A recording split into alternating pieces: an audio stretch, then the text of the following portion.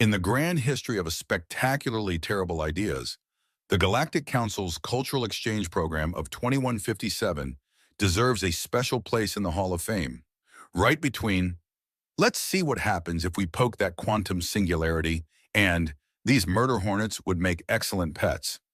Recording from the 47th Emergency Session of the Galactic Council, date Earth Standard, March 15th, 2157.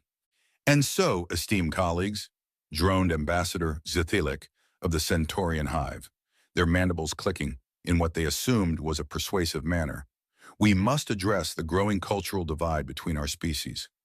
I propose a revolutionary solution, a youth exchange program. The council chamber erupted in thoughtful murmurs and appreciative clicks.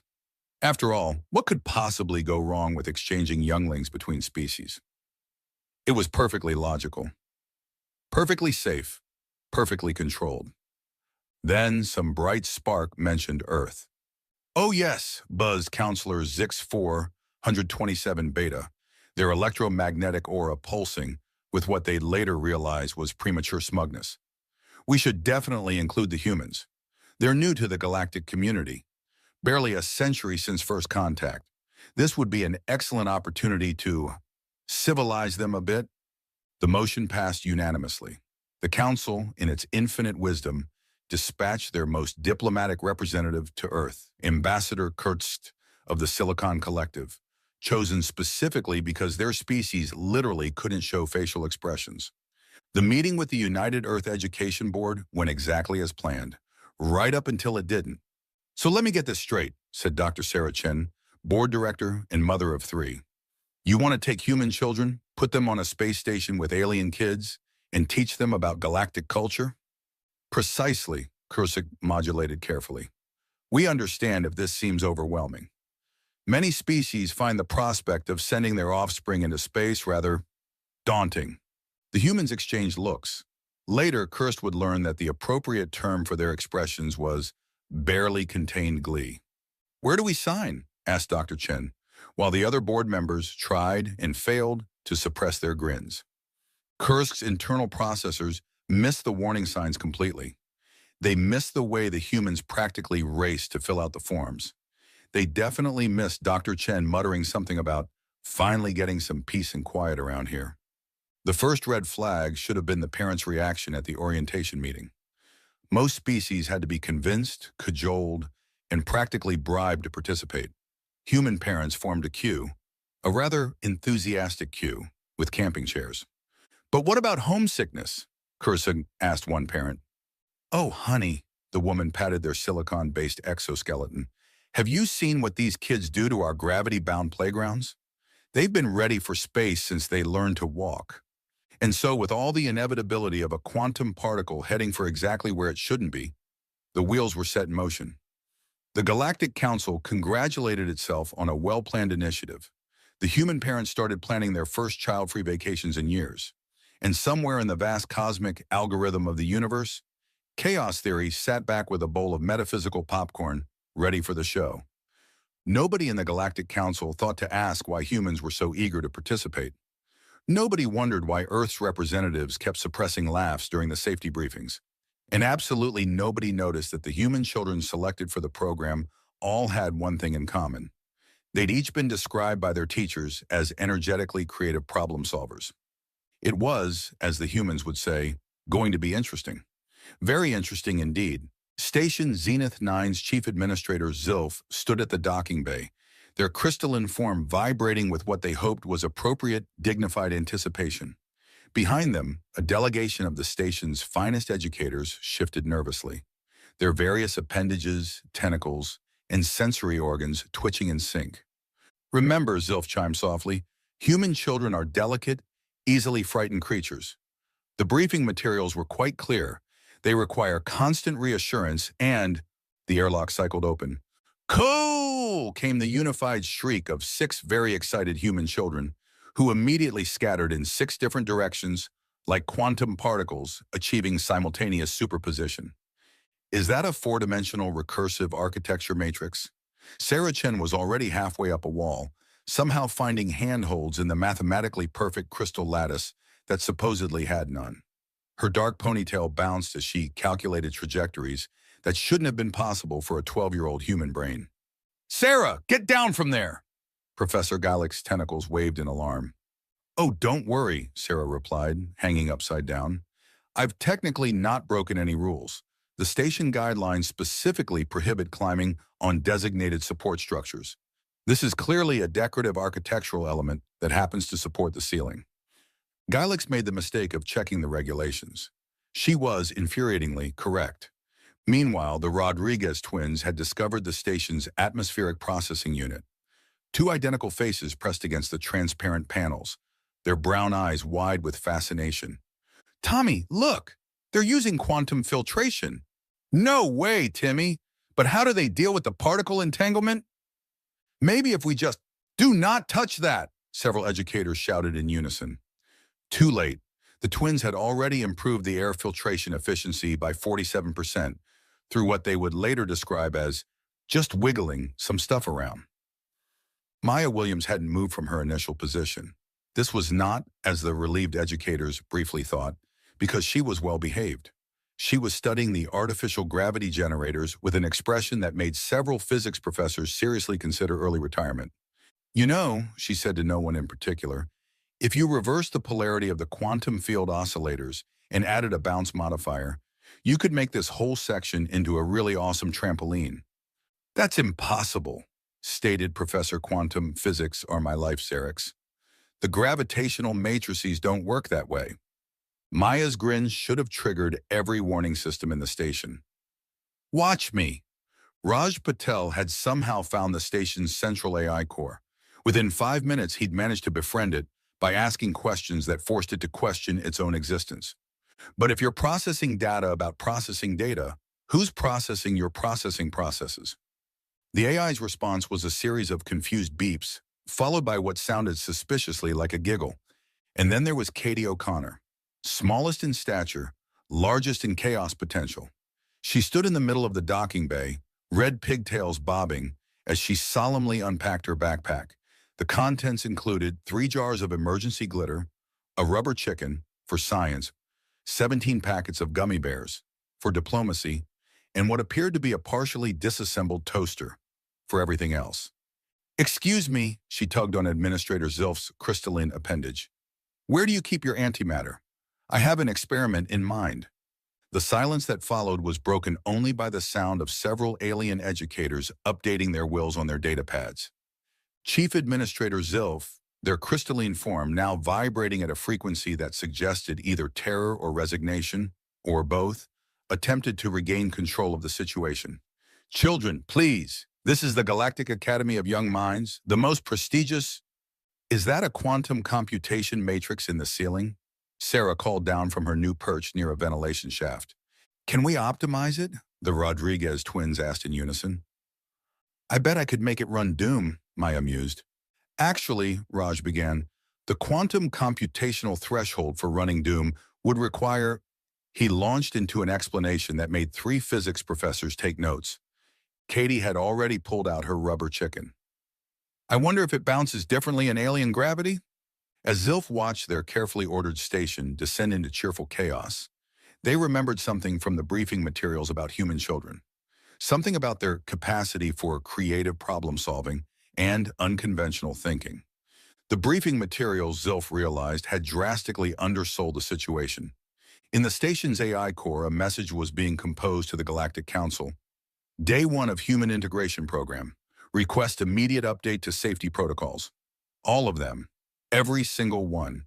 And maybe some new ones we haven't invented yet. The adventure had begun. The galaxy would never be the same. Neither would anyone's insurance premiums. It took exactly 3 days for the inevitable to happen. The only surprise was that it took that long. The day started normally enough, or as normally as any day could with 6 human children aboard. The morning's quantum physics for beginners class was proceeding according to schedule, with Professor Xerix explaining the fundamentals of gravitational theory to a mixed class of alien younglings. "And that's why artificial gravity must be maintained at a constant 1.0 standard units," Xerix droned, their tentacles weaving complex equations in the air. In the back row, Maya Williams raised her hand. "But what if it wasn't?" Wasn't what? Constant. Her grin should have triggered emergency protocols. I mean, the maintenance manual clearly states that gravity can be adjusted for, and I quote, cleaning and maintenance purposes. The Rodriguez twins perked up simultaneously. Professor Xerix felt a disturbance in the force, or possibly just a disturbance in their digestion. And technically, Sarah Chen chimed in from her upside-down position in her chair. How did she even do that? Lunch period counts as cleaning time. So, don't you dare, Xerix began. Already done, announced Raj from the environmental control panel he'd somehow accessed during the discussion. I just had to ask the station AI nicely. It thinks this will be an interesting learning opportunity. The artificial gravity flickered once, twice, and then, whee! 27 students of various species suddenly found themselves floating toward the ceiling. The alien younglings panicked for about 30 seconds. Then they saw what the human children were doing. Katie O'Connor had already pulled out her emergency glitter. Watch this! Space sparkles! A cloud of shimmering particles filled the air, dancing in zero gravity like 1,000 tiny stars. No, wait, watch this! Tommy Rodriguez pushed off one wall, spinning in a perfect somersault, while his twin created an impromptu zero-G obstacle course using floating data pads. If you angle yourself like this, Maya demonstrated a perfect backstroke through the air, you can swim, just like in water, but more fun. The alien children, representing species from across the galaxy, watched in fascination as their human classmates transformed weightlessness from a crisis into a playground. A young arachnidian used their 8 legs to create an elaborate web of floating school supplies. A gelatinous youngster discovered they could shape themselves into living trampolines. Then someone's lunch escaped their bag. Food fight. The battle cry came from multiple species simultaneously, proving that some concepts truly are universal. Floating sandwiches became projectiles. Packets of juice executed complex orbital maneuvers. Katie's gummy bears proved to be surprisingly effective tactical weapons, especially when launched in formation. Professor Xerix watched in horror as their dignified classroom transformed into a zero-gravity carnival. They reached for the emergency comm panel, only to find it mysteriously covered in glitter. Don't worry, Sarah called out, executing a perfect zero-G cartwheel. I've calculated all the trajectories. Nothing valuable will get hit. She was right, of course. Somehow not a single expensive piece of equipment suffered so much as a scratch. The same couldn't be said for anyone's dignity. The situation reached its peak when Administrator Zilf burst into the room, probably expecting to restore order. Instead, they were immediately drafted into becoming the goalpost for an impromptu game of zero-G soccer, invented on the spot by a collaborative effort between species who, until today, had never even seen a ball. Consider it a practical demonstration of physics, Raj explained cheerfully as he floated past, now wearing what appeared to be a cape made of floating homework assignments. We're learning about momentum, inertia, and cultural exchange. By the time gravity was restored, precisely 1 minute before the next class period, because Sarah Chen never actually broke any rules, something remarkable had happened. The alien children had learned more than just how to navigate in zero-G. They'd learned that sometimes the best response to unexpected situations was to adapt and have fun. The incident went down in station history as the day gravity became optional. It would not be the last entry in the growing legend of the human children. In the station's logs, a new safety protocol was added. Gravity controls to be secured against creative interpretation of maintenance schedules. In smaller text, someone had added, "Good luck with that." The annual Interspecies Science Exhibition was the Galactic Academy's most prestigious event. Centuries of tradition, rigorous protocols, and carefully controlled experiments. At least, it was all those things until the human children got involved. No, Professor Xerix said. All 4 tentacles crossed in what they hoped was a universal gesture of absolute denial. Absolutely not. You cannot combine your projects. But why? The Rodriguez twins asked in perfect synchronization, which never stopped being unsettling. Because, Xerix's tentacles twisted in frustration. Because science projects are meant to be individual endeavors. Actually, Raj piped up from behind a stack of quantum physics textbooks he'd been using as light reading. There's nothing in the rulebook that specifically prohibits collaboration. I checked twice. Then I had the station AI check. Then I had it check its check. Sarah Chen, who had somehow acquired the exhibition's entire regulatory documentation, nodded. Section 7, subsection Q explicitly encourages innovative approaches to scientific inquiry. If anything, we're being extra compliant. Maya Williams was already sketching designs on a holographic whiteboard. See? It's perfectly safe. We're just combining a quantum fluctuation manipulator, a zero-point energy extractor, and Katie's rubber chicken. Don't forget the spite, Katie added solemnly, clutching said rubber chicken. The what? Professor Zarek's colors shifted to what humans would later learn was the exact shade of impending nervous breakdown. Spite, Katie repeated, as if it were the most obvious thing in the world. It's a fundamental force of the universe, like gravity, but more determined. The day of the exhibition arrived. The Grand Hall of Station Zenith 9 was filled with the finest minds in the galaxy, all gathered to witness the next generation's contributions to science.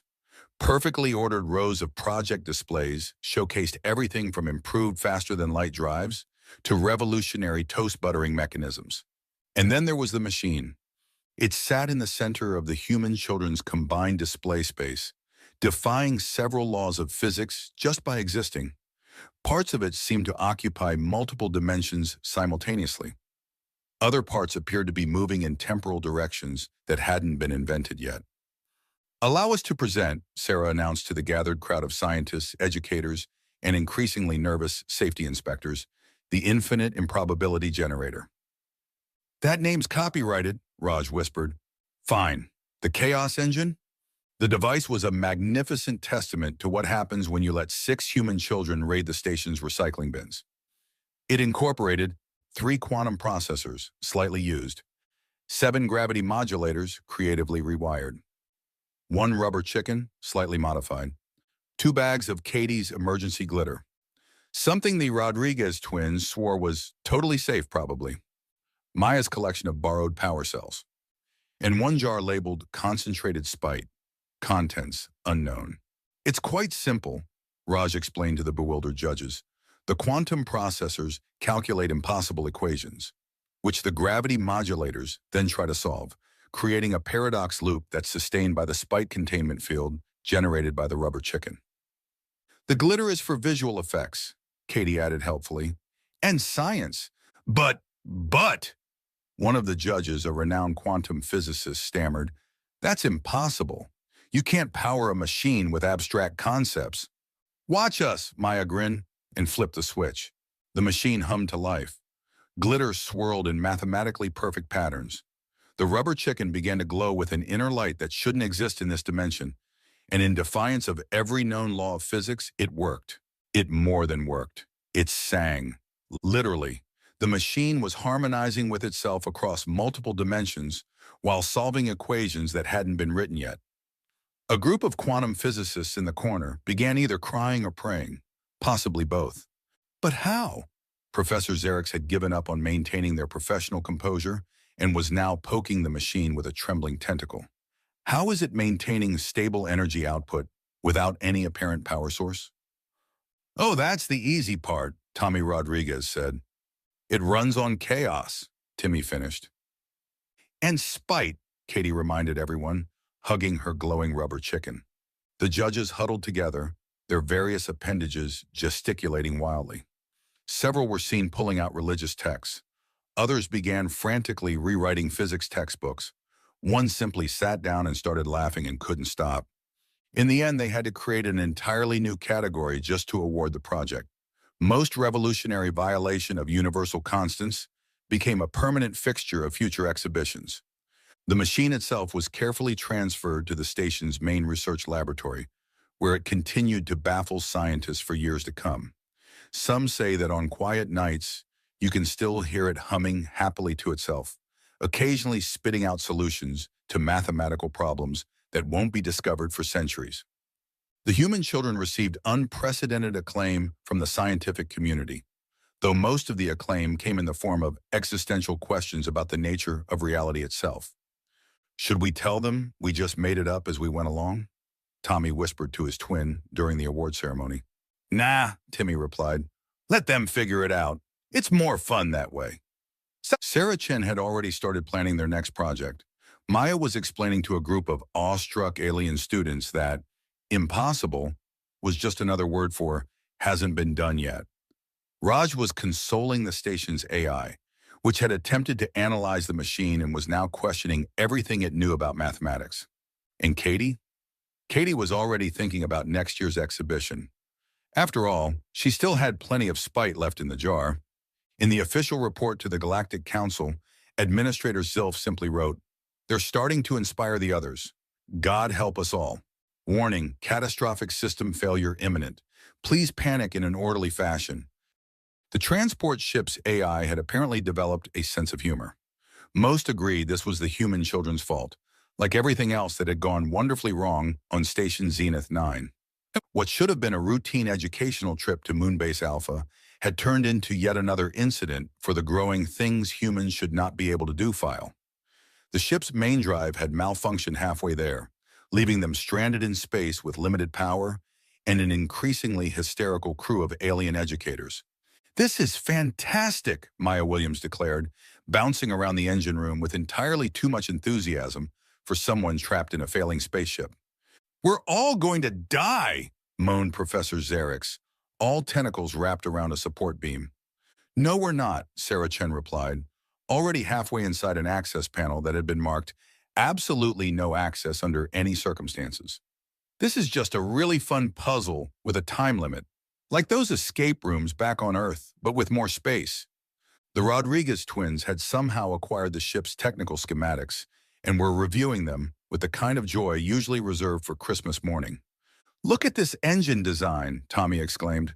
"It's so inefficient," Timmy added with delight. "We can fix it. We can make it better." Raj had established a command center using 3 data pads, Katie's spare backpack, and an alarmingly large collection of snack wrappers. "According to my calculations, if we reroute power from the non-essential systems—" "Define non-essential," Professor Xerix interrupted nervously. "Oh, life support, artificial gravity, that sort of thing." Raj waved dismissively. "We've got spacesuits, and we already proved gravity is optional that one time." Katie was emptying her seemingly bottomless backpack onto the deck.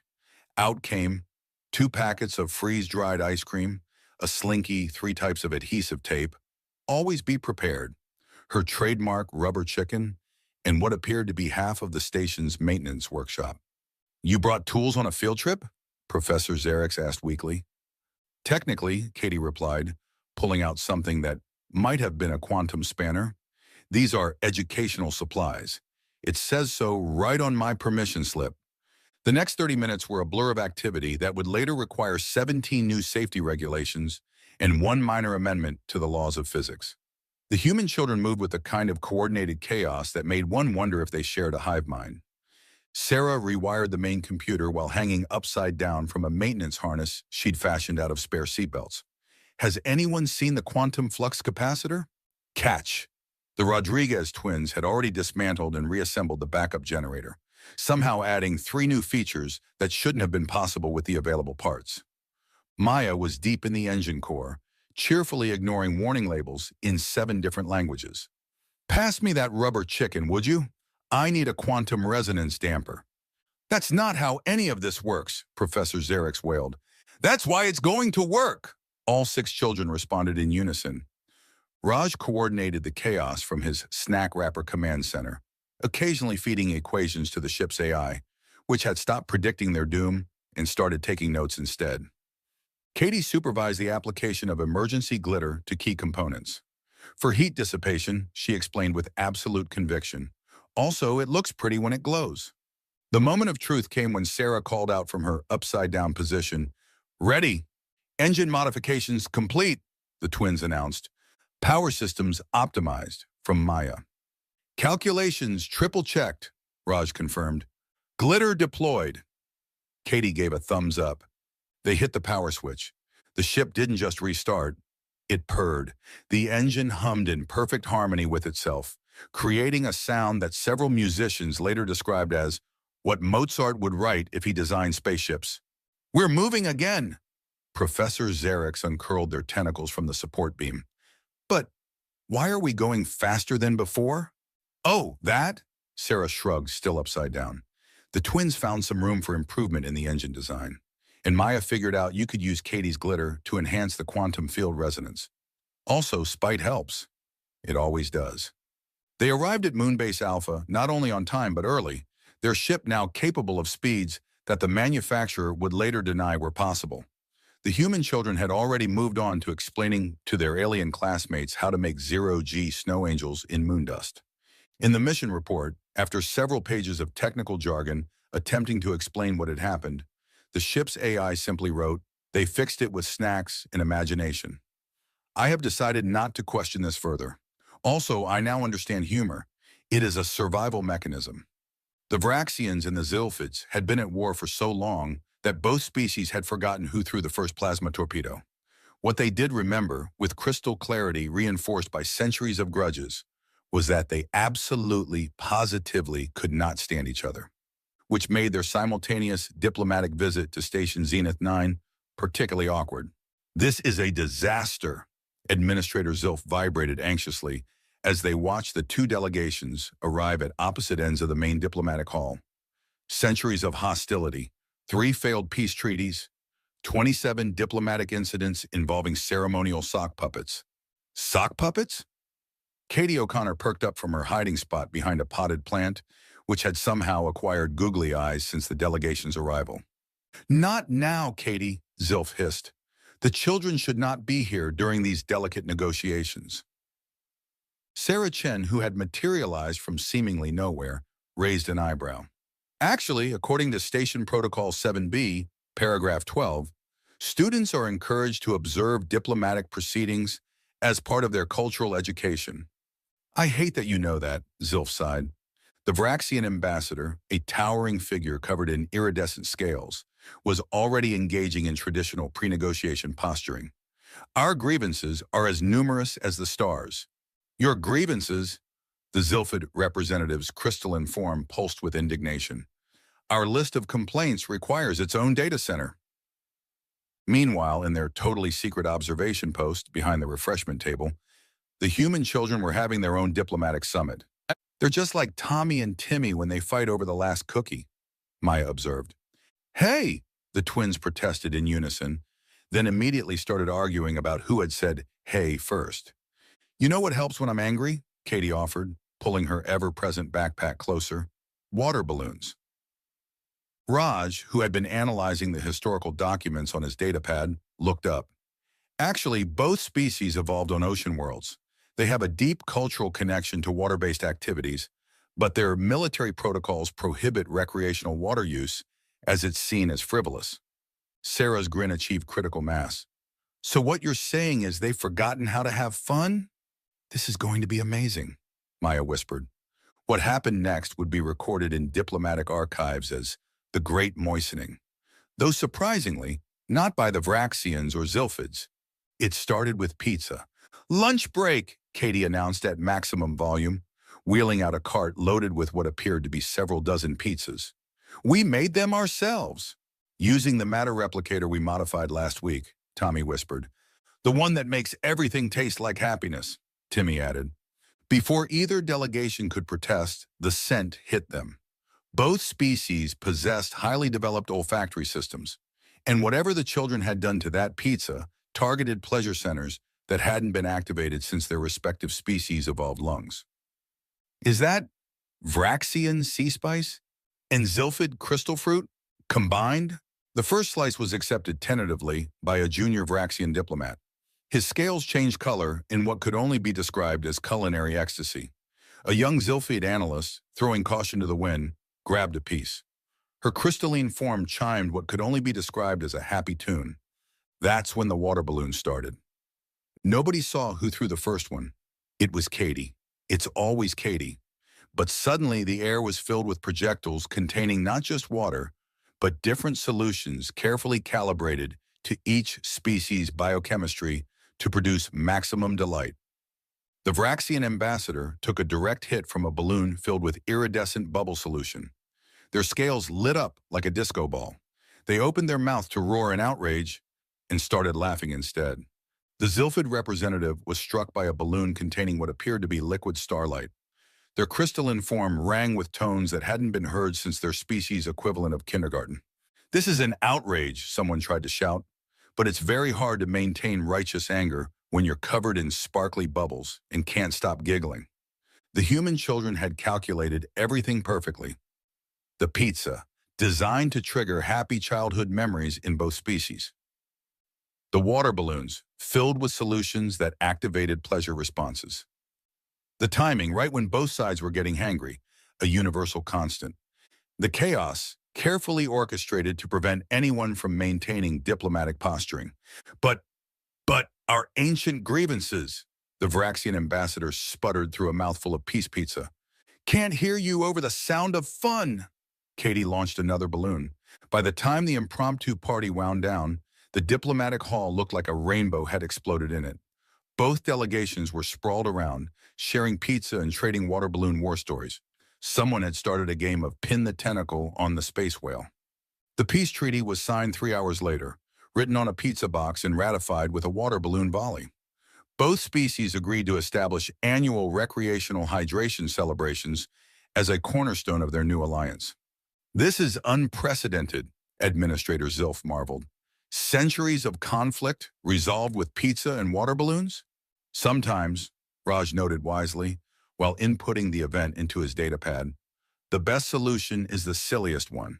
Also, it's very hard to maintain a grudge when you're covered in glitter." "It wasn't actually glitter," Katie whispered to her friends. "It was spite, but the happy kind." The incident was filed under successful diplomatic interventions with a subheading of "Please don't ask how." To this day, the annual Vraxian Zilphid Water Balloon Festival is the most anticipated diplomatic event in the sector. And somewhere in the station's database, a new protocol was added. In case of diplomatic crisis, deploy the humans, the small ones. The story spread across the galaxy like wildly entertaining wildfire. "Did you hear about the human younglings?" a Centaurian trader would whisper in a spaceport bar. "They built a machine that runs on spite." "That's nothing," a Nebulonian monk would counter. "I heard they made gravity optional because they were bored." With each retelling, the tales grew more spectacular. The machine became a semi-mythical artifact that could solve equations by humming them in perfect harmony. The Great Moistening was now described as the day water achieved peace. The zero-gravity incident spawned a new spiritual movement dedicated to the concept of embracing constructive chaos. In the crystalline meditation chambers of the Silicon Collective, they must be ancient beings testing our worthiness, a philosopher theorized. No mere children could bend reality with such casual disregard. In the quantum libraries of the hive mind concordate, perhaps they're manifestations of universal constants we haven't discovered yet. A scientist pondered, the embodiment of chaos theory in adorable form. The Vraxians and Zilphids, now the galaxy's leading experts in recreational water sports, had started a religion based on the sacred art of having fun. Their holy text was suspiciously similar to a collection of human children's party games. Meanwhile, on Station Zenith 9, blissfully unoblivious to their growing legendary status, "Hey, has anyone seen my quantum spanner?" Maya called from inside an access panel that definitely wasn't meant to be accessed. "I think the station's coffee machines could use an upgrade. Last seen near Katie's rubber chicken collection," Sarah replied without looking up from her slight modifications to the station's safety protocols. The Rodriguez twins were busy explaining to a group of alien students that impossible was just lazy thinking with extra syllables. Their demonstration involved 3 paper clips, a juice box, and what might have been a small violation of thermodynamics. Raj had somehow taught the station's AI to appreciate knock-knock jokes. The resulting humor algorithms were spreading through the galactic network, causing navigation computers to develop spontaneous senses of whimsy. And Katie was building something new in the corner, surrounded by glitter, spare parts, and an aura of cheerful inevitability. "Should we tell them?" Administrator Zilf asked Professor Xerix as they watched the children plan their next improvement to station systems. Tell them what? That half the galaxy thinks there's some kind of cosmic test? That there are 3 different species writing religious texts about their adventures? That the Galactic Council has created a new classification of natural phenomena called human-induced reality adjustments. They watched as Katie tested her latest invention, which appeared to be teaching quantum particles to dance. No, Zilf decided, let them be children. The galaxy needs a little chaos every now and then. And so the legend grew, while its subjects remained delightfully focused on what really mattered, finding new ways to make the universe a bit more fun, one impossible feat at a time. In the depths of space, passing ships would sometimes hear the station's AI humming happy tunes to itself. The frequency, if analyzed, matched perfectly with the vibration of universal laughter. The final day of the exchange program arrived with all the subtlety of Katie O'Connor's farewell glitter bomb, which somehow spelled thank you in 17 different alien languages while falling. In the Galactic Council's emergency session, we must decide, intoned High Counselor Vix, whether to ever allow human children in our educational institutions again. The data is concerning, another counselor noted. Station productivity is up 300%. Innovation rates have quadrupled. And spontaneous outbreaks of joy have increased by 1,247%. That's bad? It's unprecedented. They've taught quantum particles to dance. The laws of physics have filed a formal complaint. Back on station Zenith 9, the graduation ceremony was anything but traditional. The Rodriguez twins had enhanced the holographic display system to show highlights of the year's adventures, complete with special effects that technically shouldn't have been possible in this dimension. The alien students, once perfect examples of their species' dignified traditions, had changed. A young crystalline was teaching others how to use their facets to create rainbow patterns just because it's pretty. A hive mind youngster had learned to tell jokes, each of their segments delivering a different part of the punchline in perfect harmony. Remember, Sarah Chen advised her alien classmates during her graduation speech, which she delivered while casually defying gravity. Rules are just suggestions wearing fancy clothes. And impossible, Maya added, is just a word that hasn't met a human child yet. Raj had compiled a book titled Why?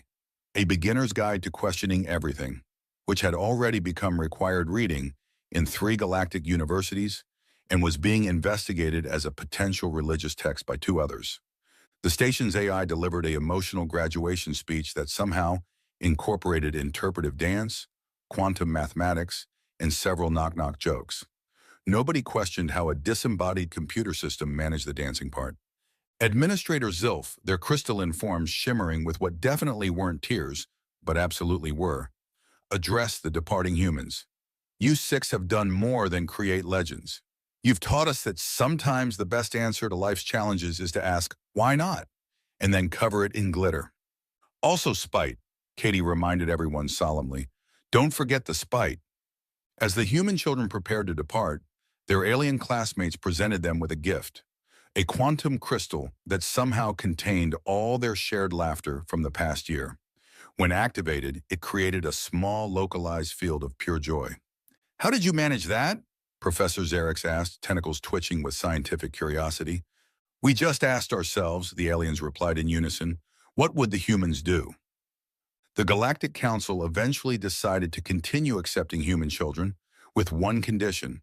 All educational facilities had to upgrade their insurance policies to cover improvised improvements and creative interpretations of physical laws.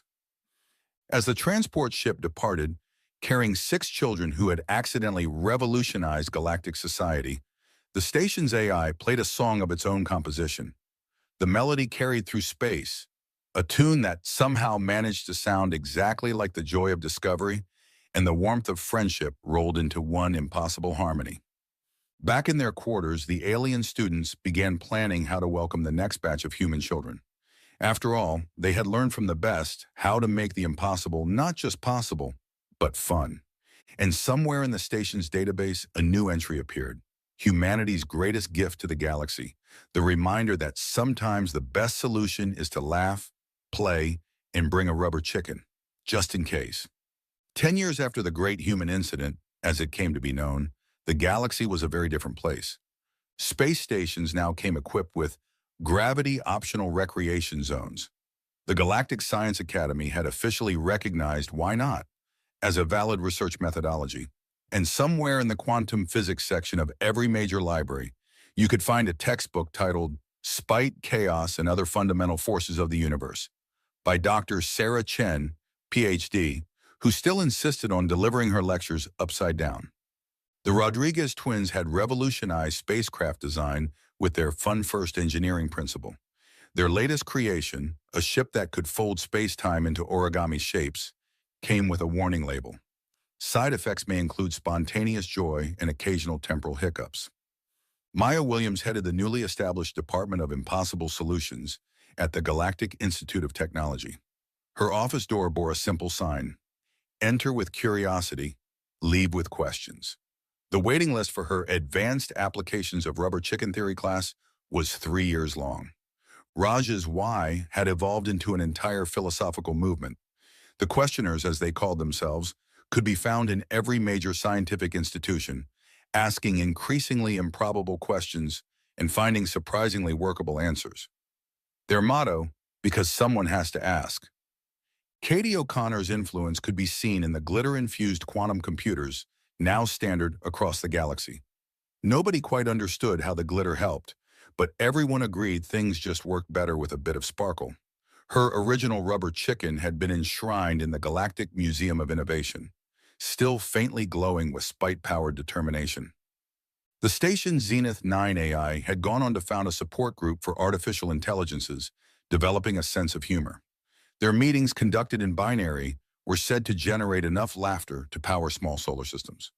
But perhaps the most profound change could be seen in the next generation. Young aliens of all species had learned to approach the universe not as a set of rigid rules to be followed, but as an endless playground of possibilities. They asked why and why not in equal measure. They conducted serious scientific experiments while wearing silly hats. They learned that sometimes the best way to solve a problem was to throw a pizza party. In the Galactic Council chambers, now equipped with emergency glitter dispensers and at least one rubber chicken, the annual education report told the story: 500% increase in innovative solutions, 1,000% increase in cross-species collaboration, infinite percent increase in fun. They had to invent new math to measure this one. And in every space station, on every colony world, in every classroom across the galaxy, you could find small plaques bearing what had become known as the human children's wisdom. The universe is too big to take too seriously. Rules are just suggestions in fancy dress. Spite can power miracles if you aim it right. Everything is better with friends and glitter. And if someone says it's impossible, well, that just means no one's tried it with a rubber chicken yet.